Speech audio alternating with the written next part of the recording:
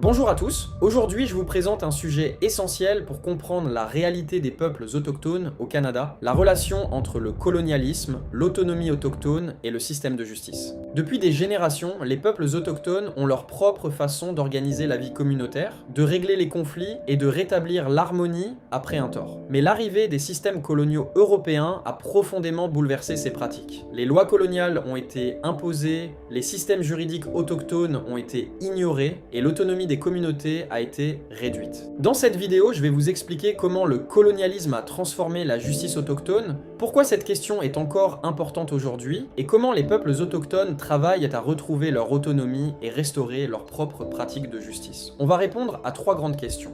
1. Qu'est-ce que le colonialisme a changé dans la justice autochtone? 2. Que veut dire autonomie autochtone dans un contexte moderne? 3. Et à quoi ressemble une pratique de justice autochtone concrète aujourd'hui? Mon objectif, ici, c'est de rendre ces concepts accessibles. Pas de jargon compliqué, juste une explication claire et respectueuse qui permet de comprendre pourquoi la justice autochtone est une dimension essentielle de la décolonisation. Avant de parler d'autonomie ou de justice autochtone aujourd'hui, il faut comprendre d'où vient le problème, le colonialisme. Quand les Européens sont arrivés en Amérique du Nord, ils n'ont pas seulement exploré le territoire, ils ont imposé leurs propres lois, leurs propres institutions et leur propre façon de voir le monde, sans tenir compte des systèmes politiques et des traditions des peuples autochtones qui vivaient déjà ici depuis des milliers d'années.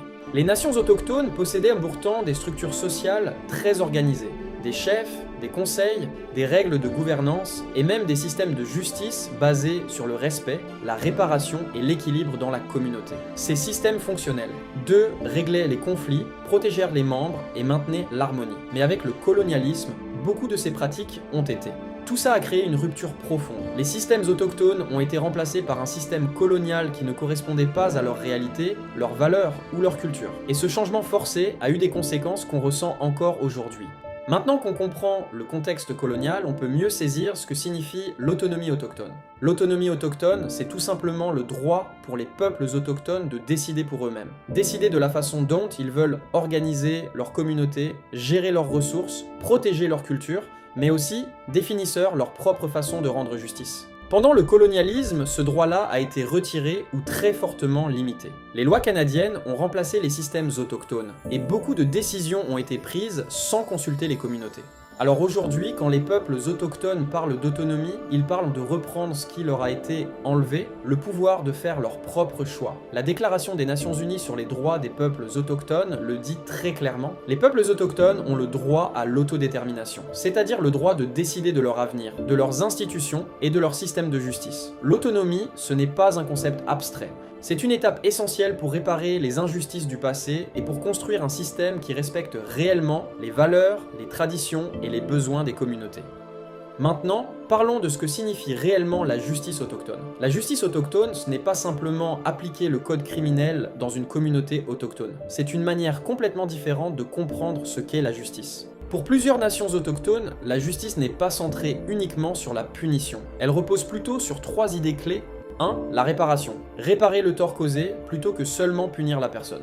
2. La responsabilité personnelle, reconnaître ses actions et comprendre leur impact. 3. La communauté. Impliquer les membres de la communauté parce qu'un conflit n'affecte jamais seulement deux personnes, mais l'ensemble des relations autour d'eux.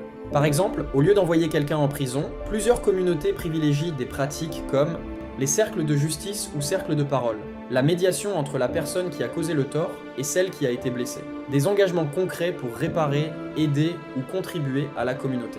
L'objectif n'est pas de briser une vie, mais de réparer les relations et de restaurer l'harmonie dans la communauté. Cette vision de la justice a été longtemps ignorée pendant la période coloniale. Mais aujourd'hui, de plus en plus de communautés travaillent à la revitaliser parce qu'elle correspond mieux à leurs valeurs, à leurs traditions et à ce qu'elles considèrent comme une vraie justice. Pour rendre tout ça plus concret, je vais présenter un exemple réel de justice autochtone. La justice réparatrice, comme elle est pratiquée dans certaines communautés, dont Akwesasne. Dans beaucoup de communautés autochtones, quand un conflit arrive, on ne passe pas automatiquement par un tribunal criminel comme dans le système canadien. À la place, la communauté utilise des traditions comme les cercles de justice. Voici comment ça fonctionne, de manière simple. La personne qui a causé un tort est invitée à expliquer ce qui s'est passé. La personne touchée par le tort peut exprimer comment elle se sent, ce qu'elle a vécu. Les membres de la communauté, parfois les aînés, les familles, les conseillers, participent aussi pour aider à trouver une solution. Dans ce processus, tout le monde parle, tout le monde écoute et tout le monde cherche une solution qui répare réellement le tort causé. Ça peut être présenter des excuses, s'engager à changer un comportement, poser une action utile à la communauté ou aider directement la personne blessée. Ce type de justice montre que l'objectif principal n'est pas la punition, mais la réconciliation, la réparation et le renforcement des relations. Ce modèle est un exemple concret de ce que signifie l'autonomie autochtone. La communauté reprend le contrôle sur la façon dont elle veut régler ses conflits, au lieu de dépendre entièrement du système colonial canadien. C'est une démarche qui redonne de la dignité, de la cohérence culturelle et qui reflète les valeurs autochtones dans la manière de rendre justice. On pourrait croire que le colonialisme, c'est quelque chose qui appartient au passé. Mais en réalité, ses effets sont encore très visibles aujourd'hui, surtout dans le système de justice. Par exemple, les personnes autochtones représentent environ 5% de la population du Canada, mais elles représentent plus de 30% des personnes incarcérées. Cette surreprésentation n'est pas un hasard. Elle est directement liée aux conséquences du colonialisme. La perte d'autonomie, la pauvreté imposée, les traumatismes intergénérationnels, le racisme systémique et le fait que le système de justice canadien a été construit sans tenir compte des réalités autochtones. En plus, le système canadien met surtout l'accent sur la punition, alors que plusieurs communautés autochtones valorisent plutôt la réparation et l'harmonie communautaire. Donc même aujourd'hui, il y a un décalage énorme entre les valeurs du système colonial et celles des peuples autochtones. C'est pour ça que l'autonomie autochtone dans la justice est essentielle. Elle permet aux communautés de reprendre le contrôle sur la manière dont elles veulent régler les conflits, selon leurs propres traditions et leurs propres valeurs. Comprendre que le colonialisme continue d'influencer la justice aujourd'hui, c'est reconnaître qu'on doit encore faire des efforts concrets pour aller vers une justice qui soit vraiment équitable et respectueuse des peuples autochtones.